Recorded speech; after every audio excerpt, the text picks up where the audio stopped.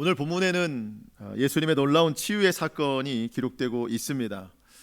우리가 읽은 본문 맨 마지막에 보면 예수님께서 여자여 내 믿음이 크도다 내 소원대로 되리라 상당히 기뻐하시는 것을 볼 수 있어요. 예수님은 치유의 능력을 나타내심을 기뻐하는 것이 아니라 치유의 능력을 받을 만한 그 믿음의 사람을 만나신 것을 기뻐하십니다. 그 믿음의 사람이 오늘 본문 22절에 나오는 한 가나안 여인입니다. 가나안은 이방 지역이에요. 이 여인도 이방 여인이었습니다. 예수님께서 이 가나안 여인을 보고 더욱 기뻐하셨던 이유가 있어요. 우리가 지난주에도 살펴볼 봤지만 앞서 예수님이 만났던 사람들이 당연히 믿음이 있어야 될 사람들이었는데 오히려 그들에게는 믿음을 찾지 못했어요.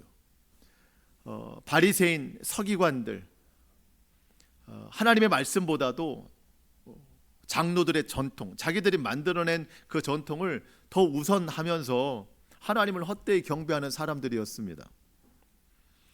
믿음의 본이 되어야 될 사람들이었는데 오히려 예수님에게 책망을 들었어요. 그런 후에 제자들과 함께 있는데 베드로가 예수님께 질문을 합니다. 그런데 질문을 할 수 있죠. 근데 예수님께서는 이미 알고 있어야 될 일에 대한 질문을 받으신 거예요. 그래서 16절에 보면 너희도 아직까지 깨달음이 없느냐 이렇게 말씀하십니다. 어쩌면 제자들의 마음에도, 이 제자들도 유대인이거든요.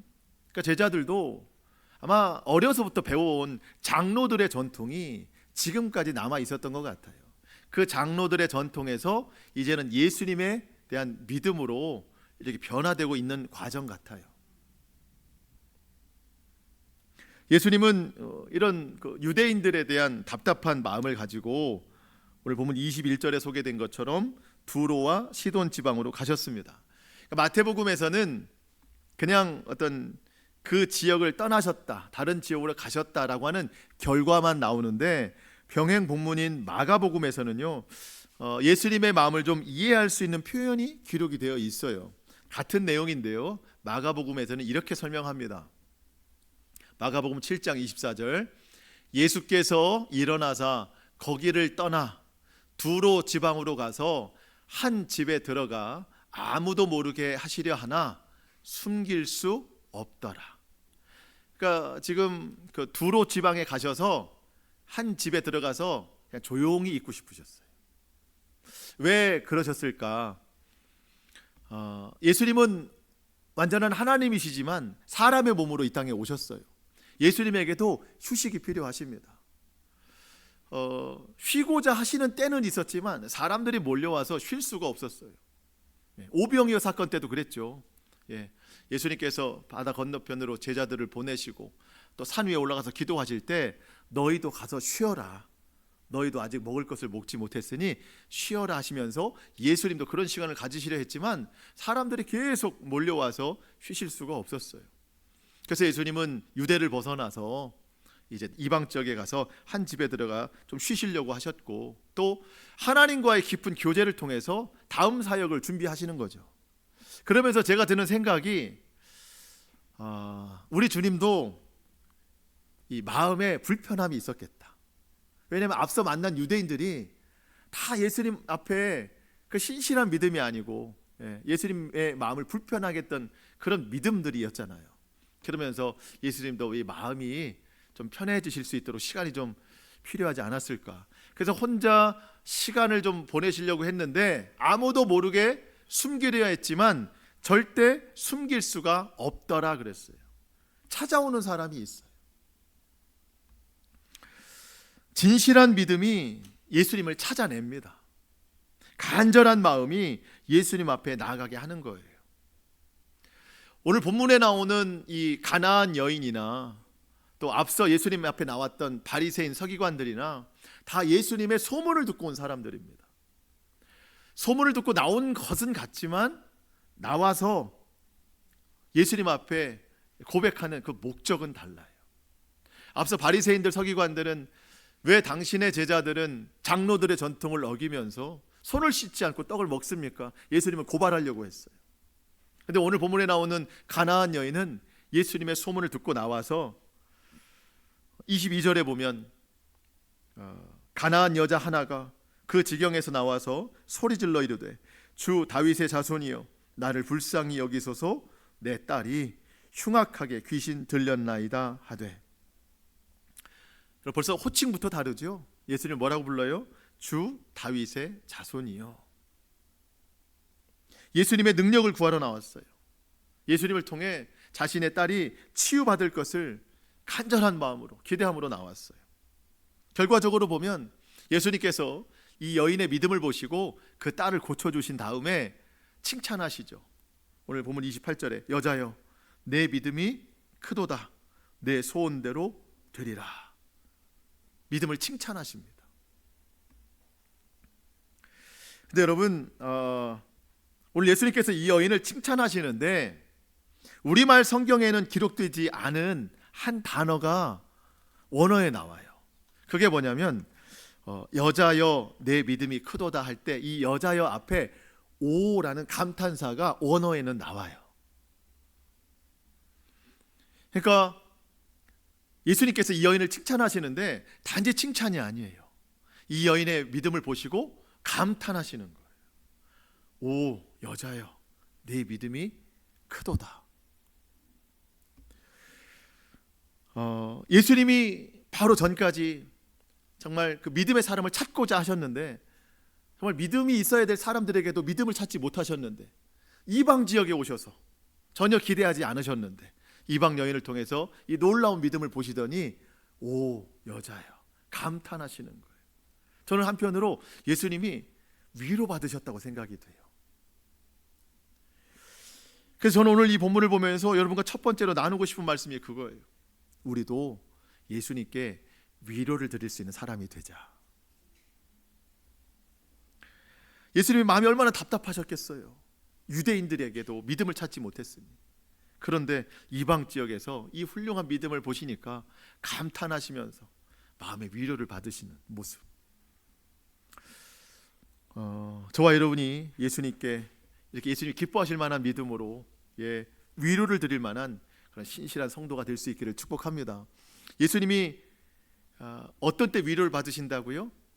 믿음의 사람을 찾으실 때. 여러분 예수님은 사실 사람으로부터 위로를 받으실 만한 분은 아니에요.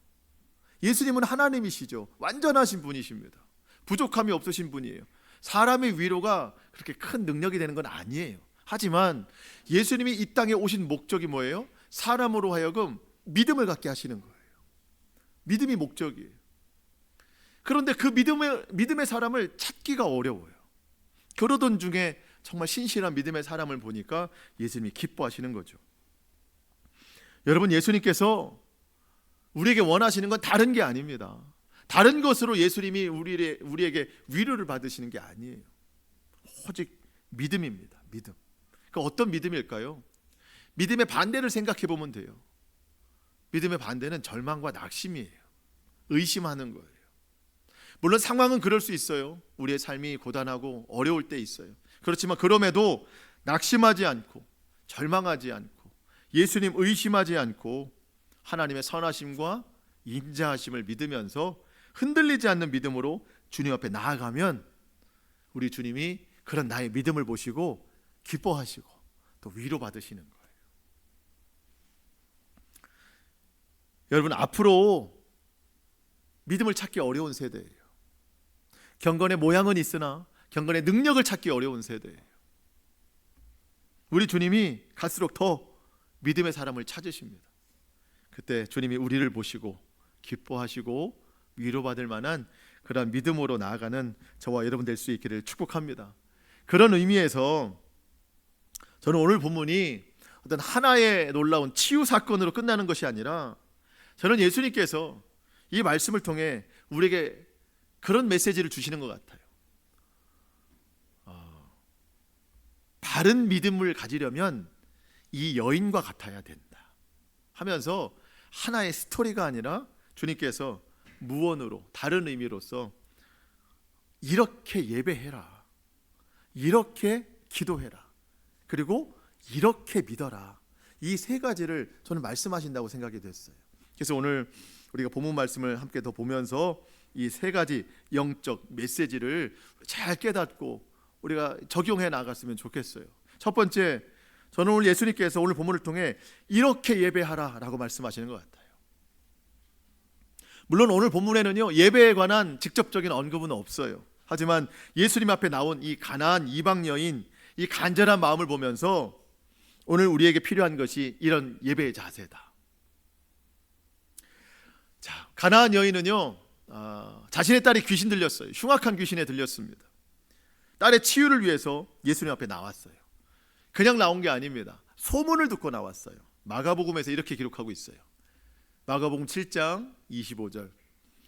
이에 더러운 귀신 들린 어린 딸을 둔 한 여자가 예수의 소문을 듣고 곧 와서 그 발 아래에 엎드리니. 자, 예수의 소문을 듣고 왔어요. 자, 어떤 소문을 들었을까요? 첫 번째, 예수님이 우리 마을에 오셨다는 소문 들었겠죠. 그런데 뭐 예수님이 오셔도 예수님에 대해서 모르면 갈 이유가 없잖아요. 어떤 소문 들었을까요? 예수님은 모든 질병을 고치시는 분이시다. 사랑하시는 분이시다. 불가능이 없으신 분이시다. 그런 소문을 듣고 그런 믿음으로 이 여인이 예수님 앞에 나가는 거예요. 간절한 마음으로. 여러분, 예배는 이처럼 간절한 마음으로 주님 앞에 나아가는 겁니다. 예배 나올 때는요, 우리가 딱 5글자만 기억하면 좋을 것 같아요. 매일 주일마다 예배 때마다 5글자. 예수님만이. 뭐라고요? 예수님만이. 다른 대답 없어요. 오직 예수님만이. 그 믿음으로 예배 나오는 거예요. 기대감을 가지고 나오는 거예요. 아무것도 되지 않는 모든 삶 가운데 불가능한 일까지도 예수님만이 하실 수 있다. 이게 예배에 나오는 자세입니다. 기대감이 있어야 돼요. 여러분, 기대하는 사람과 기대함이 없는 사람은요, 표정과 자세가 달라요. 여러분, 한 표정 한번 볼까요? 기대감이 있으신지, 예배에 대해서. 여러분, 오늘 기대함으로 예배 나오셨습니까? 주님이 행하실 것을 기대하는 사람은요, 표정이 살아 있습니다. 하나님이 살아계시니까 그 하나님 만나러 오는 표정이 살아 있어요. 그리고 예배에 대해서 기대감이 있으니까 예배에서 한순간도 그냥 보내지 않습니다. 그렇다고 뭐 예배당에 올 때 뭐 힘이 있는 모습으로 오는 게 아닙니다. 여러분, 삶에서 얼마나 지치시고 힘드세요. 일주일 동안의 삶이 얼마나 고단하세요. 억지로 힘을 내서 오는 게 아닙니다. 여러분, 삶이 고단하고 어렵기 때문에 더 예수님만이 라고 하는 기대감을 가지고 예배하는 거예요. 예배에서 답을 찾는 거예요. 예배를 통해서 주님의 능력을 구하는 거예요. 예배를 통해서 내 영혼과 내 믿음이 회복될 것을 믿는 거예요. 여러분, 예배에 대한 기대함이 없이 그저 습관적으로 예배를 드린다면 그게 나의 또 하나의 전통이 되는 거예요. 장로들의 전통처럼. 여러분, 전통은 생명력이 없어요. 오늘 본문에 나오는 이 가나안 여인이요, 예수님 앞에 나온 이후로 한순간도 예수님에게서 그 생각과 시선이 멀어진 적이 없어요. 그의 눈과 귀와 입이, 모든 행동이 예수님께만 집중되어 있습니다. 주 다윗의 자손이여, 나를 불쌍히 여기소서, 내 딸이 흉악하게 하는 귀신 들렸나이다. 이 외침으로 주님 앞에 나왔습니다. 그랬더니 자신의 이 예배를 방해하는 사람들이 있어요. 다름이 아니라 제자들입니다. 제자들이 말해요. 23절 하반절에 보니까, 주님, 이 여자가 우리 뒤에서 소리를 지르오니 그를 보내소서. 자, 여러분, 상황이 어떻게 됐어요? 이 여자가 우리 뒤에서 소리를 지르오니. 그러니까 이 여인이 원래는 예수님 앞에 나왔는데 예수님과 제자들이 무시하고 지나간 거예요.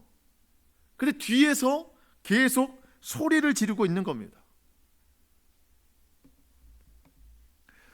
방해 요소가 많아요. 예배에는. 여러분, 예배에는 늘 방해가 있어요. 마귀가 우리의 예배를 얼마나 방해하는지 몰라요. 그렇다고 제자들이 마귀라는 얘기는 아니고요. 예수님 앞에 간절히 예배할 때 그 예배를 방해하는 요소들이 많다는 거예요. 예수님께 집중하고자 하는 나의 마음을 불편하게 하는 일들이 분명히 있다는 거예요.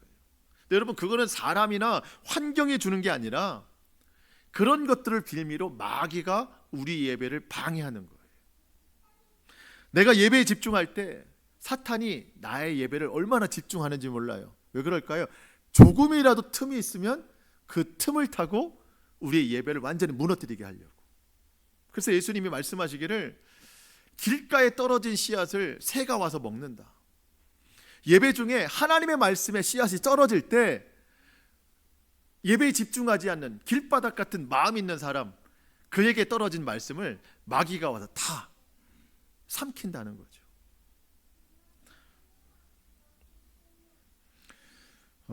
여러분, 우리가 하나님을 온전히 예배할 수 있도록 정말 주님께만 집중하는 그런 예배를 드려야 됩니다.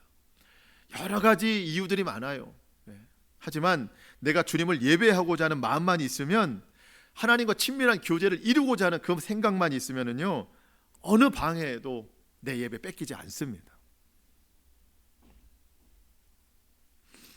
24절에 보니까 예수님은 그렇게 말씀하십니다.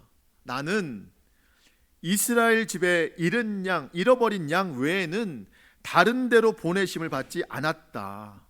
그러니까 나는 이방 사람을 위해서 온 게 아니다. 유대인을 위해서 온 것이다. 이렇게 말씀하십니다.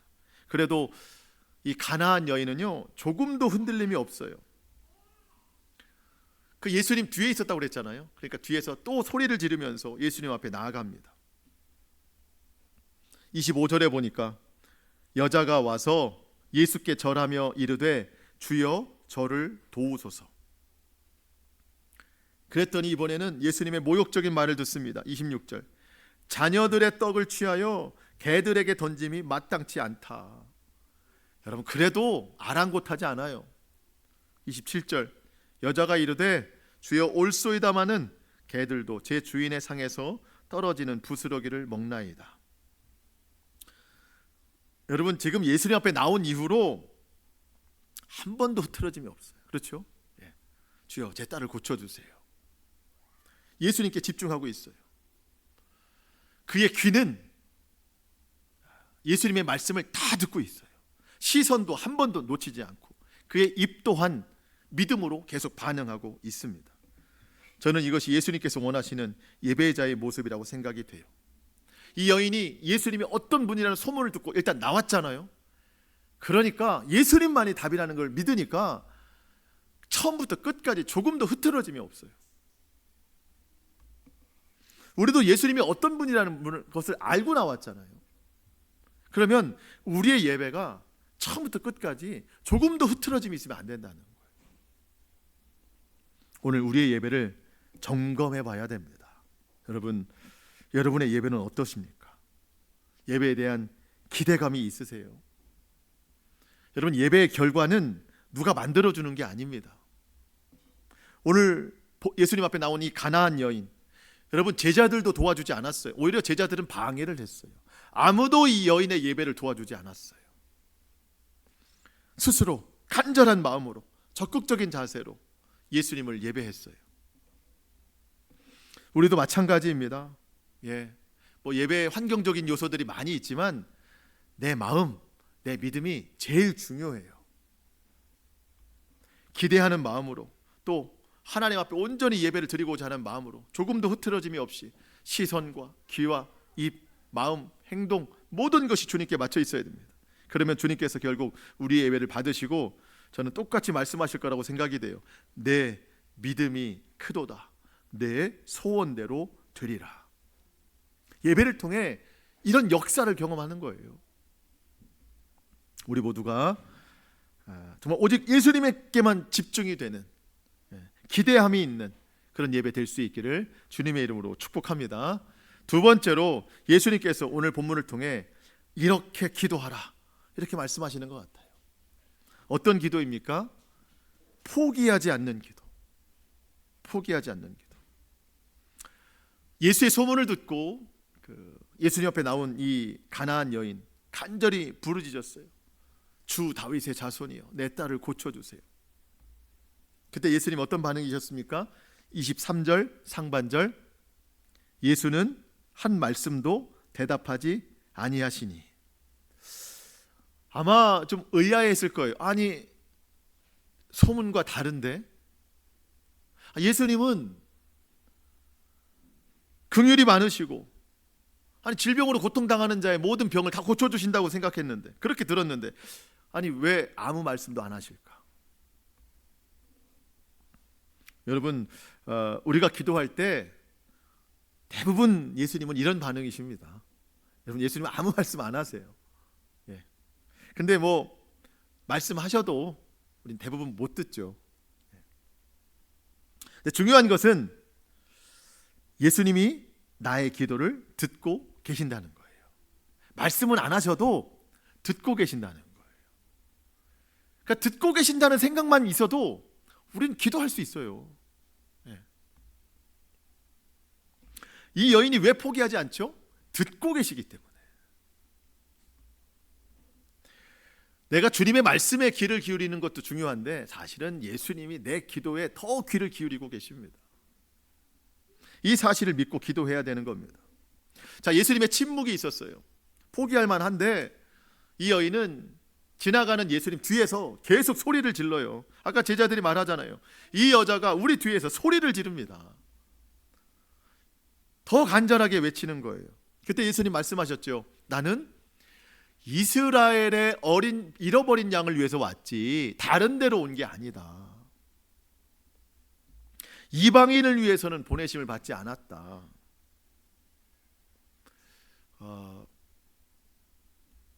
이 여인은 포기하지 않아요. 그래도 괜찮습니다. 주여 저를 도우소서. 여러분, 오늘날 많은 사람들이 여기서 기도를 포기해요. 이 부분에서 주님은 우리에게 그렇게 말씀하시지 않지만 내가 그런 생각을 가지고 그렇게 듣는 거예요. 뭐라고 듣죠? 아, 예수님은 다른 데로는 오시지 않고 이스라엘의 잃어버린 양을 위해서만 오셨나 보다. 우리 이걸 뭐라고 듣냐면, 아, 예수님은 다른 사람의 기도는 들어주시지만 내 기도는 안 들어주시나 보다. 아니, 다른 사람들은 기도 응답 받았다고 간증하고 뭐 하나님 감사합니다 막 이러는데 나는 그럴 일이 없고,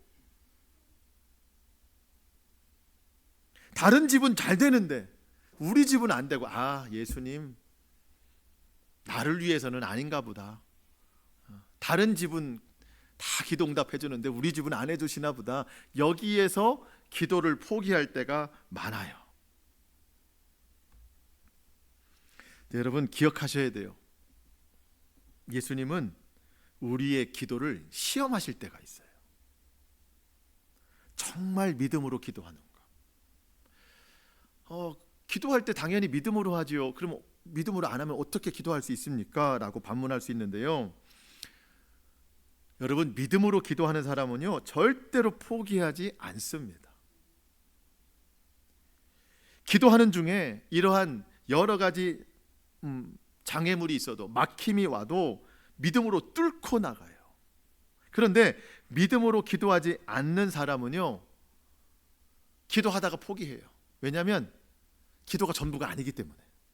기도가 여러 가능성 중에, 여러 방법 중에 하나이기 때문에. 그러니까 기도라는 방법을 써보고, 아, 예수님은 뭐 나한테는 응답 안 해주시나 보다 하면 다른 방법을 선택해요.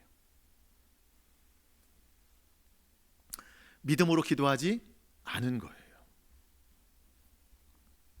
물론 하나님께서 우리가 기도할 때 그거는 아니다 라고 노라는 사인을 주시면 그때는 그 기도는 내려놔야 되는 거예요. 하나님이 그건 아니라고 말씀하셨으니까 다른 기도를 해야 돼요. 근데 여러분, 지금 이 가나안 여인 앞에 예수님은 아니다라고 말씀하신 게 아닙니다. 포기할 만한 상황은 만들어졌지만 절대로 포기해서는 안 되는 거예요. 예수님은 이 여인의 믿음을 시험하시는 거예요. 기도를 시험하시는 거예요. 그러면서 한편으로 저는 그렇게 생각이 돼요. 이 예수님은 이 여인의 믿음을 알고 계신다. 포기하지 않을 것을 알고 계신다. 그러면서 오히려 이미 수많은 포기를 이루었던 제자들에게 기도 이렇게 하는 거야 라고 현장 학습을 보여주시려고 계속해서 이 여인의 믿음을 시험하시는 거예요. 그 여인이 시험을 뚫고 나갈 걸 아시기 때문에.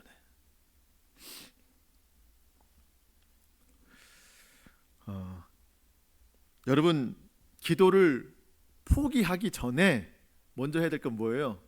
기도를 시작해야 됩니다. 기도를 먼저 시작하셔야 돼요. 그리고 시작하되 포기하지 말고 끝까지 힘써 기도해야 됩니다. 여러분, 한국 교회가 점점 무너지는 게 있어요. 예배 인원이에요. 예배 인원. 들려오는 소식들이 그래요. 예배 인원이 많이 줄었어요. 그런데 더 무너지는 것은 기도 인원이에요. 기도하는 사람이 더 줄었어요.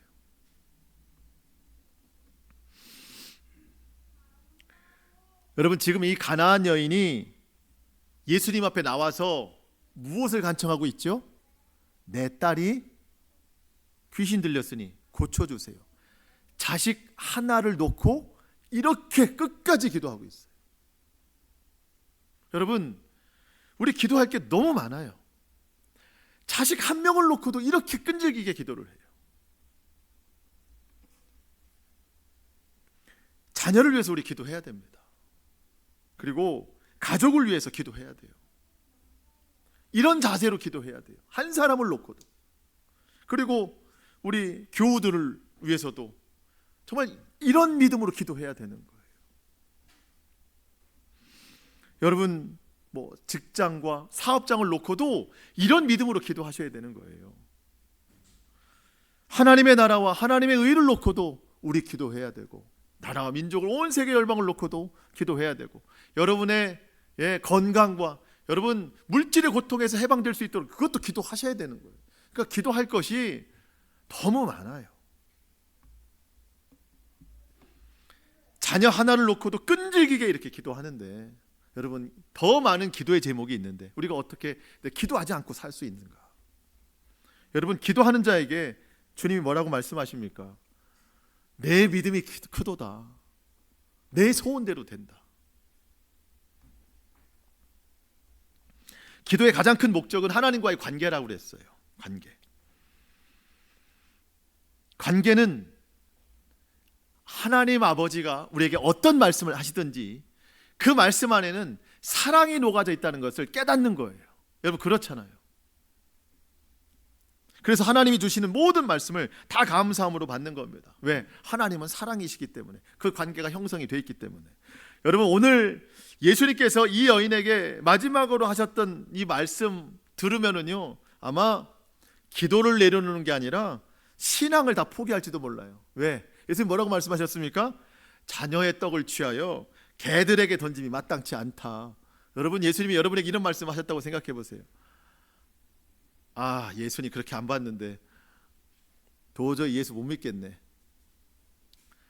여러분, 기도를 포기하는 게 아니라 신앙을 포기하는 사람 많습니다. 실제적으로 예수님 떠나는 사람 많아요. 근데 이 여인은요, 간구하기를 멈추지 않아요. 주여, 올소이다마는 제 개들도 제 주인의 상에서 떨어지는 부스러기를 먹나이다. 여러분, 이 여인이 이렇게 말할 수 있었던 거는요, 자존심이고 뭐고 내 딸을 위해서 다 버린다, 여러분, 이런 의미 아니더라고요. 의미가 있더라고요. 저도 한글로 성경을 보면은요, 전혀 이해를 못 하는데 설교를 준비하다 보면 자료들을 제가 검색하고 또 책도 찾아봐야 되고 원어도 참조를 해야 돼요. 거기서 알게 됐어요. 이게 참 중요한 듯 중요하지 않은 듯 정말 중요한 이 의미가 담겨져 있는데, 여기서 예수님이 사용하신 한 단어, 개라는 단어예요. 유대인들은요, 개를 부정한 동물로 생각해요. 그래서 유대인들도 그렇게 개 취급을 하는 거예요.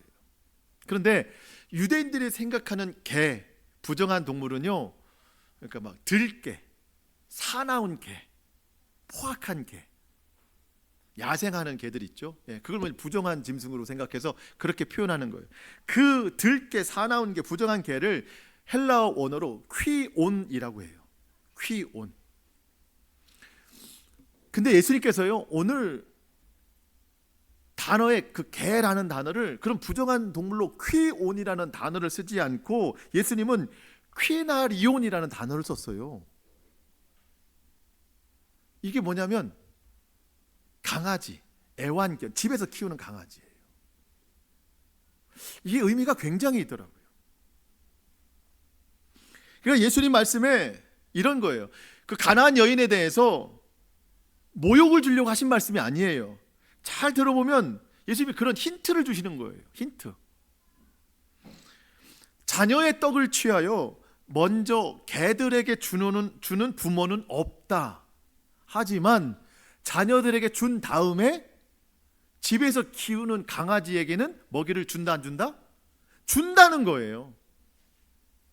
이 여인이 이 뜻을 깨달은 거예요. 왜? 하나님과의 관계 형성이 되니까. 여인이 주여 올소이다마는 개들도 제 주인의 상에서 떨어지는 부스러기를 먹나이다. 무슨 뜻이에요? 주님, 내가 유대인보단 앞서지 않습니다. 유대인 먼저 하세요. 하지만 그 다음에라도 부스러기라도 저는 받을 자격이 있는 사람입니다. 그러니 내 딸 고쳐주세요. 여러분, 포기하지 않아요. 자존심 싸움이 아니었어요. 하나님의 말씀, 예수님의 말씀을 이해하고 듣는 거예요. 관계 형성이 되니까. 여러분, 기도하는 사람은요, 하나님의 마음이 사랑이라는 것을 다 압니다. 그렇기 때문에 하나님이 어떤 말씀을 주시더라도 그게 나에게 다 유익이 된다는 것을 다 알아요. 그렇기 때문에 듣기에는 내가 좀 거북할 수 있으나 그 말씀을 묵상하고 순종하면 결국 주님이 하시는 말씀, 내 믿음이 크도다, 내 소원대로 되리라, 놀라운 역사가 나타난다는 거예요. 그런데 기도하지 않으면, 하나님과의 관계 형성이 되지 않으면 하나님 위해서 자꾸 멀어지고, 하나님 말씀을 들을 때에도 내 귀에 좋은 것만 듣고 내 귀에 거슬리는 거는요 다 버립니다. 여러분, 내가 버린 말씀 중에 얼마나 그 축복이 담겨있는 말씀들이 많았는지 몰라요. 여러분, 예배, 말씀, 기도 어느 것 하나 놓칠 수가 없어요. 여러분, 예수님 믿기로 우리 작정한 사람들이잖아요. 그러면 예배, 말씀, 기도 이게 생명이니까 이거만큼은 철저하게 하자는 거죠. 포기하지 말고 예수님만이 답이라는 거예요. 그런 의미에서 마지막 세 번째, 예수님께서 오늘 본문을 통해 우리에게 하시는 말씀, 이렇게 믿으라, 이렇게 믿으라. 오늘 그 예수님 앞에 나온 가나안 여인 있잖아요. 처음부터 끝까지 예수님 앞에 그 호칭을 하는데 한 번도 바뀌지 않아요. 주로 고백합니다. 주. 처음 나왔을 때 뭐라고 고백했죠? 주 다윗의 자손이여. 주. 그리고 예수님이 이제 앞질러서 제자들과 먼저 가실 때에 주여 저를 도우소서. 자녀들의 떡을 개들에게 던져주기 마땅치 않다. 주여 올소이다마는. 여러분, 한 번도 이 주라는 고백이 흐트러지지가 않아요. 근데 여러분, 호칭만 유지하는 것이 아니라 그 주님 앞에 겸손히 낮아지고 엎드려 절하는, 정말 예수님만 바라보는 그 행동조차도 흐트러짐이 없어요. 그러니까 부르는 호칭이 삶이 된 거예요. 정말 믿을 만한 분이 예수님밖에 없기 때문이죠. 생각해 봤습니다. 우리는 예수님 외에도 믿을 게 너무 많아요. 예수님 외에도 다른 가능성, 다른 방법이 너무 많아요. 예수님을 주님이라고 부르는데 삶으로 나가니까 다른 주인이 또 있어요. 그렇기 때문에 우리 믿음이 견고하게 서지 못하는 것 같아요. 여러분, 다른 주인 없어요. 그건 우상이에요. 내게 주인은 오직 예수님밖에 없습니다. 다른 방법, 다른 이론, 여러분 이 세상에서는 혹시 나를 좀 편하게 해줄 수는 있지만 그게 구원이 될 수는 없어요. 오직 예수님만이 우리의 구원의 진리가 되십니다. 다른 믿을 만한 것, 다른 신뢰, 여러분 다 헛된 것입니다. 결국은 그것 때문에 내가 넘어져요. 오직 예수님만 믿어야 되는 거예요. 결론입니다. 여러분 백문일답이라는 말이 있죠. 100가지를 질문해도 답은 오직 한 가지다. 그 답이 누구예요? 예수 그리스도. 저와 여러분이 그렇게 살기를 원합니다. 나를 구원하신 분 오직 예수 그리스도. 나를 살게 하시는 분, 오늘 나의 소망이 되시는 분, 우리 가정을 이끌어 가시는 분, 오늘 내 모든 염려와 두려움을 이기게 하실 분 오직 예수 그리스도. 나의 육체와 나의 마음 모든 아픔을 치료하시는 분, 나의 영원한 친구가 되시는 분, 내 마음 이해하시는 분, 한 분 오직 예수 그리스도. 여러분 이번 한 주간 동안 100가지 질문을 한번 해보면서 살아보세요. 네. 일주일 동안 여러분의 어려움을 가지고 과연 누가 이런 것들을 해결할 수 있을까? 그러면서 답을 여러분이 내려보세요. 예수 그리스도. 아마 이 100가지 질문으로 한 가지 답으로 우리의 믿음이 한 주간 동안 쑥쑥 자라나게 될 줄로 믿습니다. 그래, 예수님밖에 없어. 다른 거 없어. 다른 방법 없어. 오직 예수님밖에 없어. 그래서 이번 한 주간 동안 오늘 이 말씀 이렇게 예배하고 이렇게 기도하고 이렇게 믿어라. 그렇게 수많은 질문 가운데서도 오직 답이 되시는 예수님만 바라보면서 그 주님 주시는 말씀에 순종하고 무엇보다 주님의 위로가 되어드리는 이 시대에 믿음을 찾는 사람이 있을 때, 믿음을 찾으실 때에 그 주님이 찾으시는 믿음의 사람 될 수 있기를 주님의 이름으로 축복합니다. 아멘. 기도하시겠습니다.